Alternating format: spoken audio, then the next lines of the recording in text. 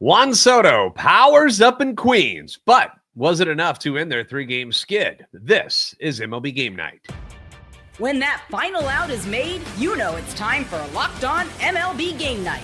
All the post-game reactions to every game across the league, every single night, with insights only the hosts at Locked On can provide. Prepare to experience game day reactions like never before. Only on Locked On MLB Game Night. Your team every day. Hello, one and all, and welcome in once again to MLB Game Night, every game, every night. I am JD Hafron, the host of Locked On Cardinals. My man, Jon Frisch, joining us from one half, I should say. He's not just the whole thing, but one half of Locked On Angels. Coming up on today's show, we got a bid for immortality in Baltimore, a pair of young guns square off in Milwaukee, and we had a couple of games that required some bonus baseball to get winners. But we're going to start in New York with the Braves and the Mets. Now, the Mets have lost 9 of their last 10 and are looking to stop the bleeding after dropping the first 2 games against the Braves. And they called upon the $765 million man to help them out with that. Here's Ryan from Locked On Mets on whether or not the Mets got their New York groove back on Wednesday. The New York Mets finally won a game against the Atlanta Braves. It only took 6 tries to do so, but they got the job done on Wednesday night. This is Ryan Finkelstein, the host of Locked On Mets, and we saw an offensive outburst by the Mets in the 4th inning as they scored 5 runs, and that really carried them to the victory. Before that, Ronnie Mauricio got the Mets on the board with the home run, and even before that, early in the game, Jeff McNeil set the tone by robbing a 2-run homer that really helped out the New York Mets. This is a team that can't get into any early holes right now. Luckily, they did not. Clay Holmes was pretty solid after that, and the Mets were able to give them plenty of run support in that 4th inning, highlighted by a home run by Juan Soto. And then Soto left the yard again later in the game for a little cherry on top. The Mets bullpen was pretty solid until the 9th inning, but they were able to get the job done, and this team finally gets in the win column against the Braves. First win against them all season, and their second win in their last, 12 games? So good to see the Mets get back in the win column. I'll be talking about this game and more on tomorrow's edition of Locked On Mets. Sense a little bit of desperation in Ryan's voice there, where not something I thought we'd hear. You know, it wasn't that long ago where the Mets were, had one of the best records in all of the league. And it seemed like they were going to be unstoppable, and then everything came crashing back to earth. But things were right for New York tonight. Juan Soto 2 for 4, 2 home runs, 18th and 19th of the season. John, do you remember when people were worried about Juan Soto after that slow start? Hit 232 in April, 219 in May. Appears that he has found that stroke again in June, hasn't he? Yeah, way back in April and May, years ago, JD. After tonight's game, Juan Soto is hitting .325 in June, 10 home runs and 18 RBIs. He only had 9 home runs and 27 RBIs over those first 2 months. So, I think everything's going to be fine with Juan Soto. And, they're getting their money's worth out of him this month. It's not your money. It's Steve Cohen's money. Just be happy that you got Juan Soto on your team and locked up and, be a perennial playoff player like the Mets can be, even though they're going through this little slump and lost 9 of those 10 games. They're back in the win column. So I think everything's going to be okay in Queens. Yeah, I do enjoy when people are like, I can't believe we're spending that much money on that guy. It's not your money, man. Don't worry about it. It's they're not going to charge and you. You're not staying under the luxury tax like, Artie Moreno does in Anaheim. You're going way over that. So no amount of money matters to the New York Mets. Yeah. Don't worry about it. For the Braves, Ronald Acuna Jr. drives in 2 more in the losing effort. Acuna also announced that he is going to be taking part in the Home Run Derby during the All-Star festivities, which are being held in Atlanta this year. John, are you a fan or foe of having one of your best players competing in the Derby? And in this case, with Acuna, especially coming off of a major injury, think this is a good idea, or do you not care? That's the key, is that major injury, because, there's always kind of a slump after people do the Home Run Derby. But I got to say, best player for the Angels, Vladdy Guerrero Sr., he took it and won it. And then it was awesome seeing Shohei do it a couple of years ago when he was doing everything under the sun as an Angel. But he was also coming off a major injury and didn't perform well in the Derby, but didn't have to worry about him the rest of the year. He had an outstanding 2021 season. So yeah, for Acuna, I would be a little bit worried as a Braves fan, but as a baseball fan, I'm glad that he's in it. Yeah. Was that the Coors Field year for Ohtani? Uh-huh. Because I feel like I lost money on him and Joey Gallo. I don't know why that stands out to me, but I feel like those were the two that I was like, those are going to be my big horses. And they both sucked. They both had really bad derbies, but we'll see what the rest of the field looks like here in the future. Moving on to an NL Central battle between the Pirates and the Brewers in Milwaukee. Really fun pitching matchup, too, where Paul Skenes towed the rubber against another new NL Central phenom, Jacob Misiorowski, a.k.a. The Miz. The Brewers continue to lurk behind the Cubs in the Central. Here's Locked On Brewers host Chuck Freeman on which young hurler was able to come out on top today. Oh, this is going to be the summer of Miz here in the state of Wisconsin. Hey, everybody, Chuck Freeman, Instant Reaction, Locked On Brewers. Jacob Misiorowski, the rookie phenom. Yeah, I mean, he set the tone for all summer long. Sellout crowd today, and the Miz did not disappoint. 8 strikeouts over 5 innings, left after 74 pitches. The Brewers got him an early lead against Paul Skenes. This was the big marquee matchup, Skenes versus Misiorowski, and the Brewers were able to tag Skenes for a 4-run inning early on. And Miz, the 8 Ks, looked great again on the mound.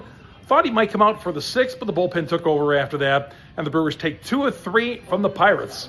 Just keep winning games up to a season-high 9 games over the 500 mark. We'll talk about all this coming up. And the Miz does it again. He's now 3-0. See you later on tonight on the next edition of Locked On Brewers. Please subscribe. Gary from Locked On Pirates has his thoughts on what ended up being a very short outing for Paul Skenes. Well, we got the Jacob Misiorowski and Paul Skenes matchup that we all wanted to see really bad, and this was not classic Paul Skenes. A lot of 3-ball counts, a lot of falling behind hitters, a little erratic on the arm side with some of his stuff.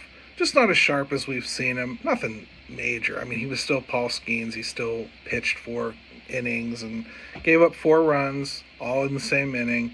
Really, really bad luck in that inning. This is Gary from Locked On Pirates. It shouldn't be a 4-run inning kills you, but when you hit the way the Pirates do and you're facing a phenom, it kind of is. Pirates did scratch back in this one late against the Milwaukee bullpen and wind up making it a 4-2 contest. Still disappointing. They had an opportunity to win this series and with, their ace, and didn't come together for them. We'll see if they can regroup after the off day tomorrow and come back strong against the Mets. More on this tomorrow on Locked On Pirates, along with some rumors about potential trades within the division, which I certainly wouldn't recommend. Paul Skenes confirmed going to the Cardinals is what he's talking about right there. Skenes falls to 4-7 on the year. Lasts only 4 innings in this one. 78 pitches, I think, is what he got to. Yeah. So short outing. Meanwhile, this kid, the Miz, you heard the word phenom brought up by all of us talking about this guy. He is something, John. 6'7". The fastball averages 99.6 miles per hour. He's got a slider that rolls in at 94.5, and then the changeup is 92.8. That's like the top of some people's fastballs, right? At 92, 93. And that's this kid's changeup. He's disgusting. And after the debut from Chase Burns for the Reds on Tuesday, the Miz doing what he's doing with Milwaukee, Skenes in Pittsburgh. You got 3 really good young arms in the NL Central. If you had to choose one of them moving forward, which one are you taking, John? Ooh, I'm looking for longevity, JD, in terms of health, in terms of, what's going to last. And so I'd have to look at delivery, mechanics, all of that kind of stuff. And, 99, 100 is fun if you're the Miz, right? I'm also worried about copyright infringement from WWE on the Miz. But all that to say, I think I would bring Skenes back to Southern California where he grew up, an Angels fan, and I've seen enough of him to where I can say comfortably he's gonna be around for a while. I know we're gonna talk about DeGrom a little bit later on, but I would be comfortable with Skenes knowing that you could trust him to stay on the field, and he's not going to do anything to overwork himself or overhurt himself. All right. Speaking of the Reds, they were going for the sweep against the New York Yankees, who had their ace on the hill. And we'll tell you what happened there, plus Jacob deGrom's bid for immortality on Wednesday. All of this coming up on MLB Game Night.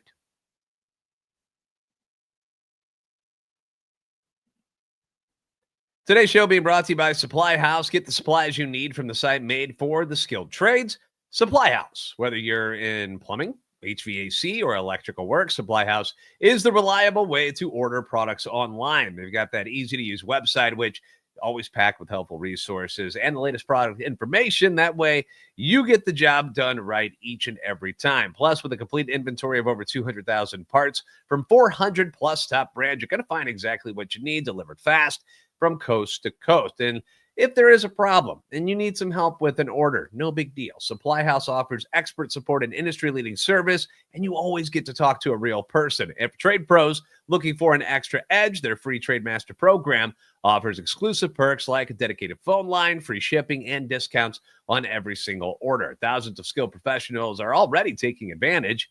What are you waiting for? Now it's your turn. Join the Trade Master program today at supplyhouse.com/TM. Then start ordering plumbing, HVAC, and electrical supplies with just a few clicks. Plus, use the promo code SH5 for 5% off your first order. That's supplyhouse.com.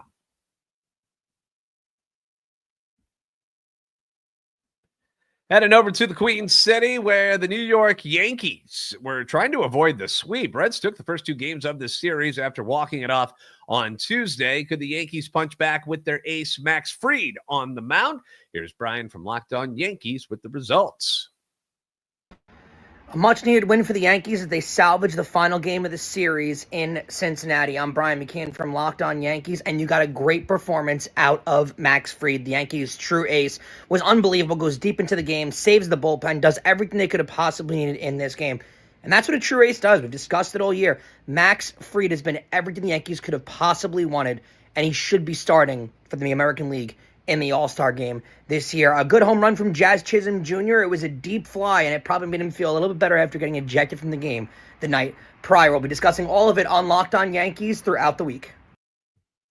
Max Fried becomes the first 10-game winner in the big leagues, moving to 10-2, and he ends up tossing 7 innings, allows one unearned run,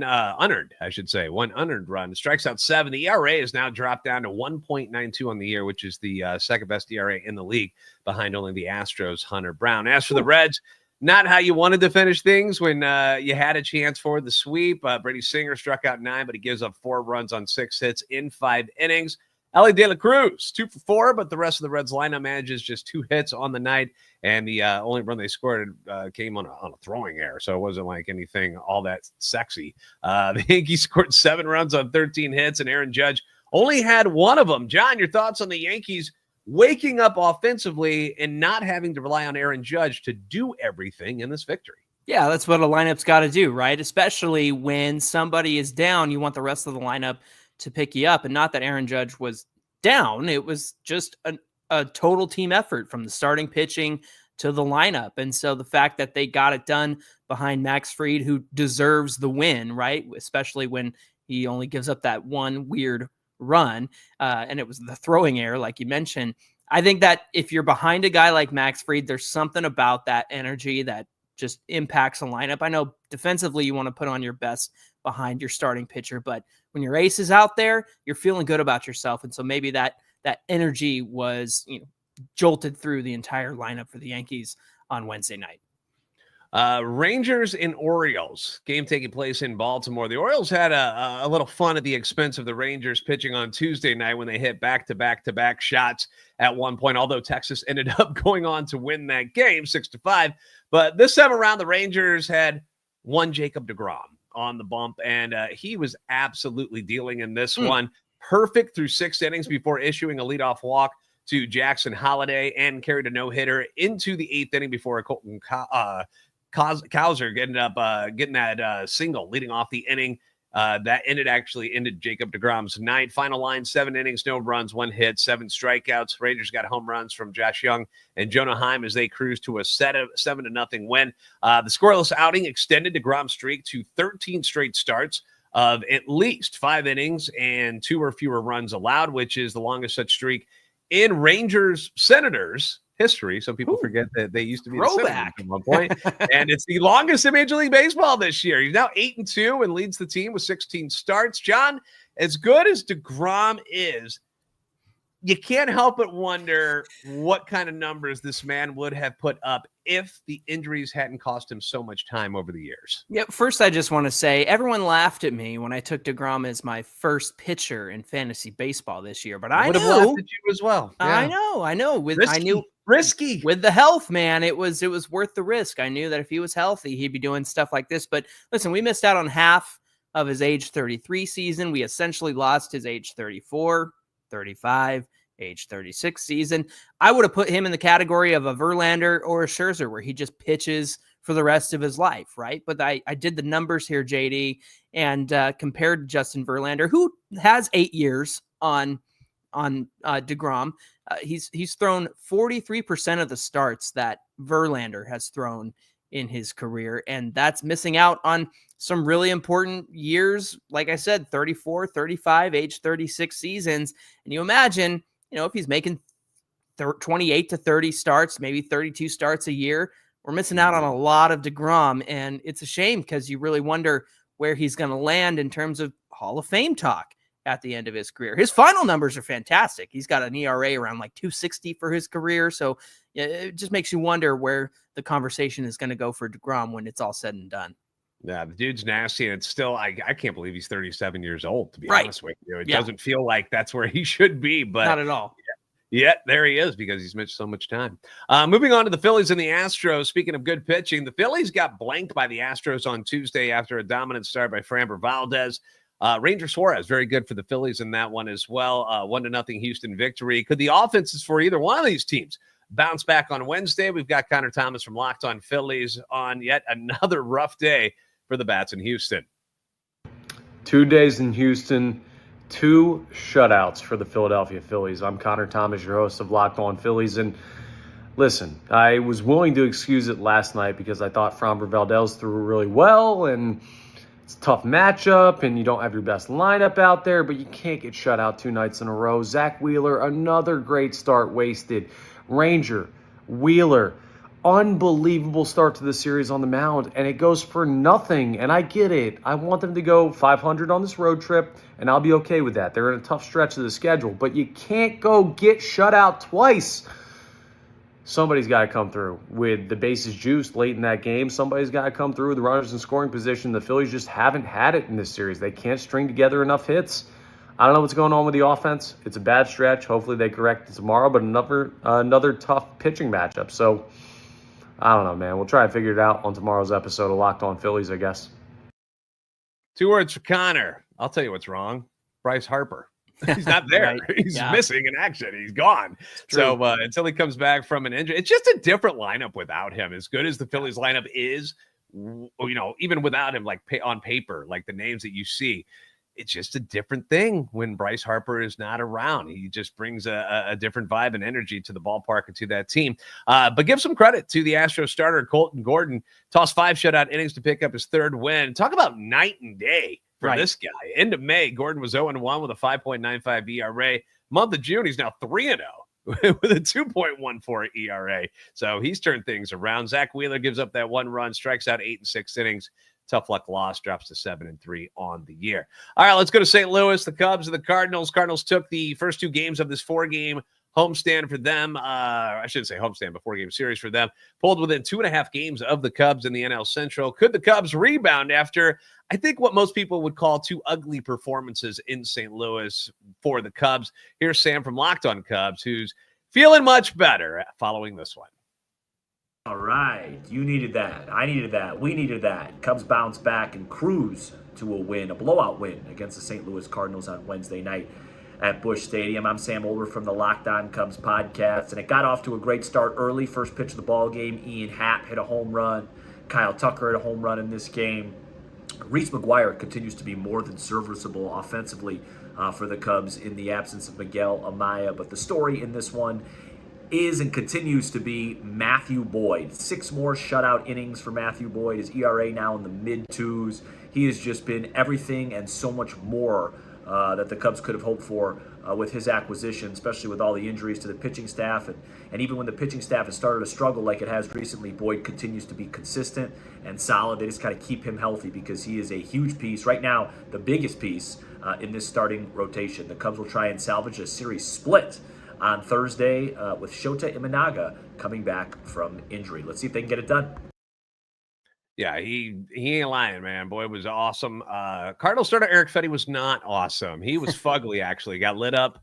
Eric Fugly. From pitch number one, dude. Ian Happ took him deep. Ian Happ kills the Cardinals all the time, so you knew he was going to unleash eventually. Fetty lasts just 3 2/3 innings, allows 7 runs on 8 hits. 3 of those were home runs. Falls to 3 and 7 on the year. Fetty has not won a game since May 9th. May 9th, and he's made all his starts. He's not hurt. Now, there's a few games in there where he pitched well, and the Cardinals didn't get the victory, but May 9th, that's a long way away. Also, move over Shohei Ohtani. There's a new guy in town, a strange Cardinals debut for Garrett Hampson. I wanted to point this out real quick. Started in center field, but ended the night on the mound, where it took him 3 pitches to get 3 outs in the top of the 9th inning. The Cubs swang at all 3 of them, got out. He was also 0 for 3 at the plate, but yeah, he's that next two-way superstar coming through Major League Baseball. For the Cardinals, though, you just got to flush this turd of a game, move on. You still got a chance to win the series on Thursday, but like Sam mentioned, that Shota Imanaga is going to be returning from the IL, so it won't be easy. Moving on to the Mariners at the Twins. John, what happened in this one? Yeah, Mariners offense been rolling behind Cal Raleigh and Julio Rodriguez in this series versus the Twins. It got close on Tuesday night in Minnesota, but the Mariners took that one 6-5. Are they going to be able to keep it going against Twin starter Joe Ryan, who is 0-3 with an ERA of 5.50 against the Mariners? Let's hear from Brandon of Locked On Twins to find out how this one went down. The Twins and Mariners combined for just 7 hits, but the Twins made theirs count with a Willie Castro RBI single and a Cody Clemens homer in a tidy 2-0 win over the Seattle Mariners on Wednesday evening at Target Field. I'm Brandon Moore with your Locked On Twins post-game minute. Neither Joe Ryan nor George Kirby were easy nuts to crack in this one, but Ryan was just a little better as he went 6 shutout innings, scattering 3 hits with 8 strikeouts before handing the game over to the law firm of Varland, Jax, and Duran, who each pitched a scoreless inning with a strikeout.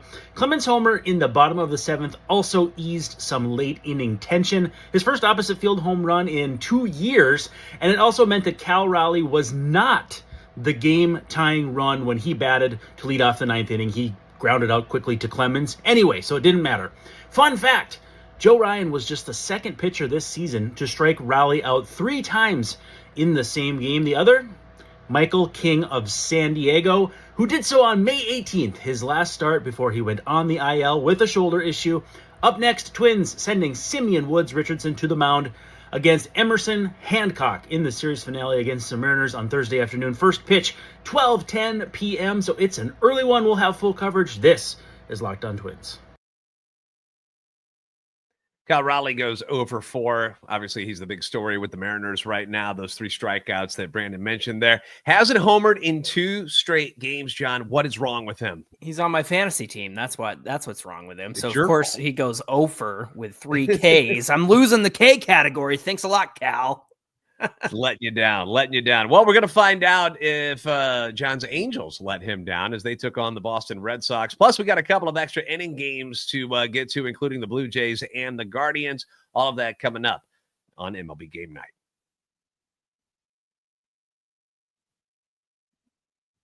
Today's show being brought to you by FanDuel. Summer sports are in full swing. Whether you're all about baseball under the lights, golf on the green, or how about some high-stakes soccer action, yeah?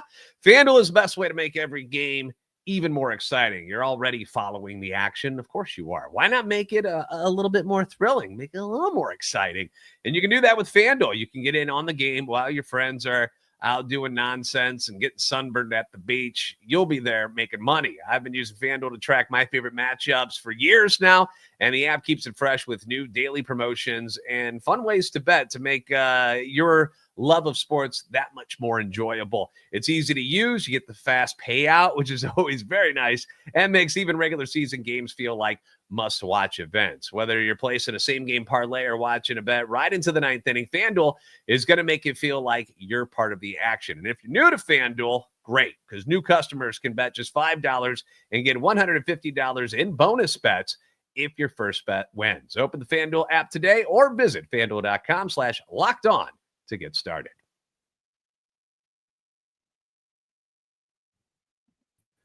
Red Sox and Angels. I feel like your Angels have been doing very, very well recently, John. So why don't you take this one and let us know what happened in Anaheim? Yeah, they were looking to complete the sweep of the Red Sox on Wednesday. They sent Yusei Kikuchi to the mound in this one. Got into some trouble in the first. Zach Neto, who played shortstop, should be an all-star, by the way. He was out due to an injured shoulder. He's considered day-to-day after his MRI came back clean.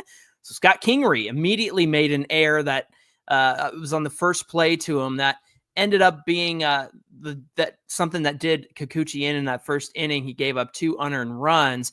However, he recovered well, bounced back, 7 innings pitched, 3 hits, the 2 unearned runs, 1 walk, and 12 Ks. That's a season high for him. Lowered his ERA to 2.79, 8th in the American League. Listen to this, JD. He's now recorded 9+ strikeouts in 3 consecutive starts. The only other Angels pitchers to do that in the last 30 years are John Lackey, you know him well, and Shohei Ohtani, who you know well, obviously. And then Joe Adell joined some elite company. He had his 10th home run in June, making him the 6th Angel to do that, to have 10+ home runs in June. Tim Salmon, Garrett Anderson, Albert Pujols, Mike Trout, Shohei Ohtani, and now Joe Adell. So take a look at that. The Angels took the lead, didn't look back. They won this one 5-2, completing the sweep. Just call them the Swept Sox because the Halos are back at 500, 40-40. They got the halfway mark of the season on Friday versus the Nationals. They're sitting pretty. They're 40-40. Let's reset at this halfway point. And maybe they'll be in playoff contention when all is said and done, like I predicted on Locked On Angels before the season started, JD. You got to be pretty pleased because not a lot of people, like both of our teams, the Cardinals and the Angels, have surprised a lot of teams so far here in the first half of the season thus far. So got to be feeling good about that. A's at the Tigers. The A's got to Tarek Skubal on Tuesday, but they weren't able to actually capitalize on it. In an 11-4 loss, they had a chance to get on back against the 50-win Tigers on Wednesday, facing off against former Cardinal Jack Flaherty. The A's pitching held the Tigers scoreless in this one. How about that? Because that's a really good lineup the Tigers got there.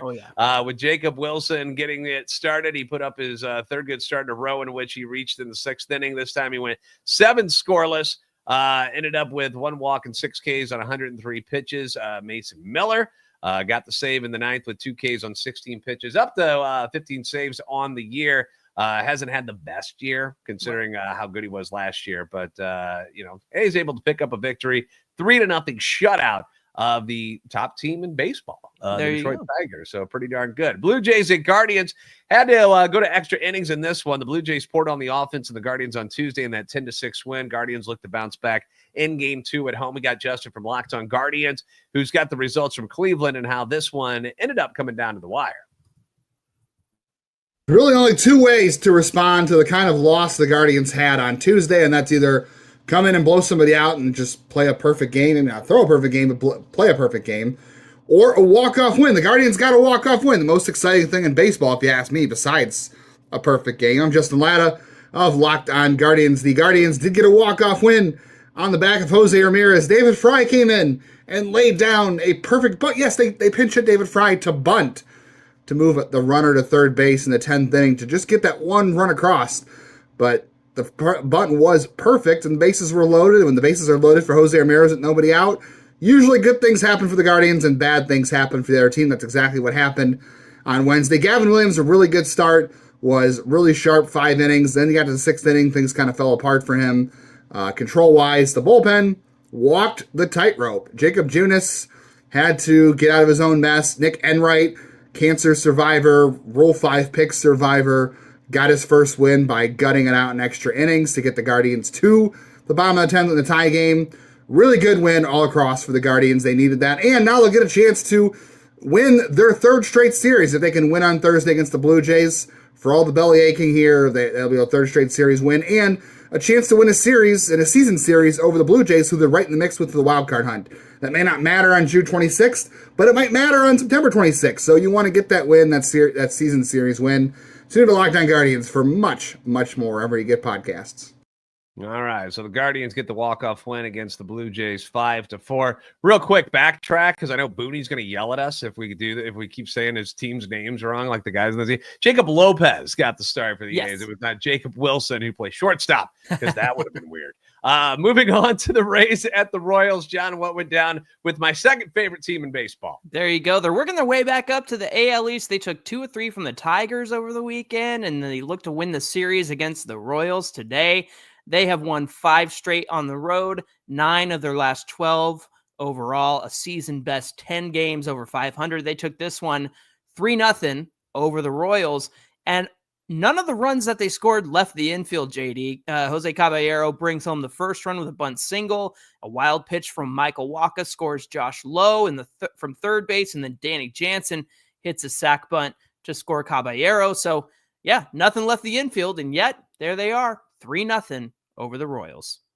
All right, Diamondbacks at the White Sox. Sox looking to salvage the series and not get swept. Let's hear from Todd Welter from Locked On White Sox on who had a big day at the plate. The White Sox offense finally broke through against the Arizona Diamondbacks, and thankfully it means Chicago avoided getting swept.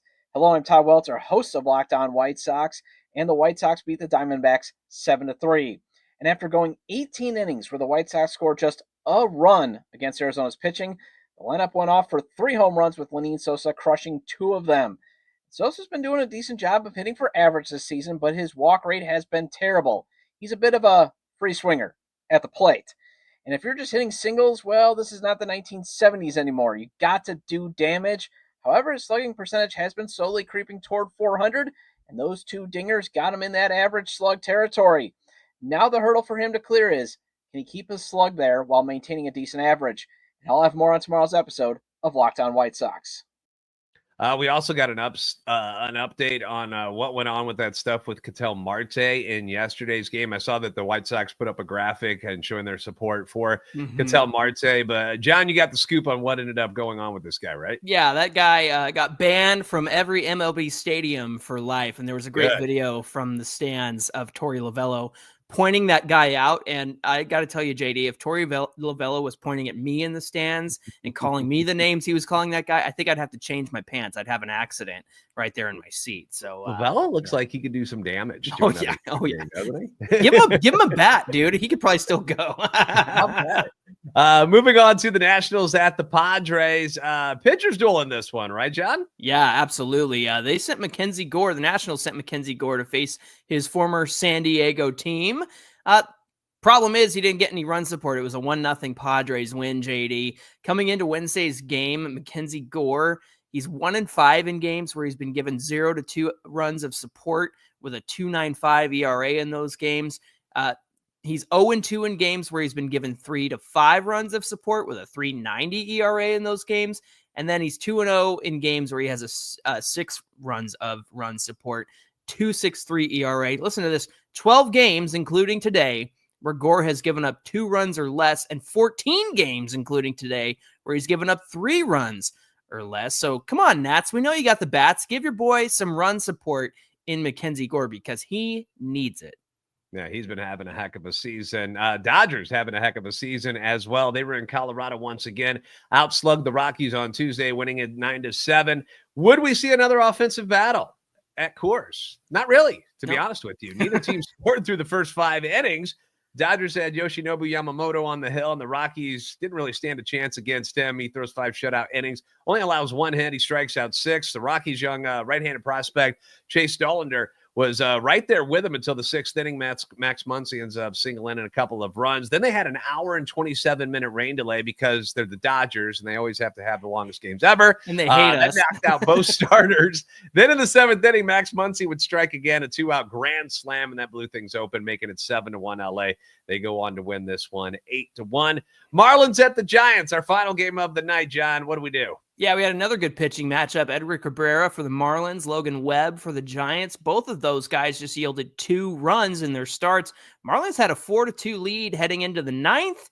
Calvin Vaucher loaded the bases. He hit 2 batters and walked Jung-Hoo Lee. Giants tied it 4-4 before the end of the 9th. One of those batters was Casey Schmidt. He took it right on the wrist and the hand area. Nasty, bro. Yeah, it was pretty bad. The Marlins then put up 4 runs against Camilo Doval in the top of the 10th. Giants got one back, but they fall short in the bottom of the 10th. Casey Schmidt got a bruised hand, and the Giants got a bruised ego as they lost to the Marlins 8-5 in extra innings. And I think they're now 3-5 with Devers on the team. So not quite the impact they thought it was going to be right away. Yeah. All right. Thank you guys for joining us for this episode. Don't forget to like, share, and subscribe. We hope you'll come back and visit us next time on MLB Game Night, every game, every night.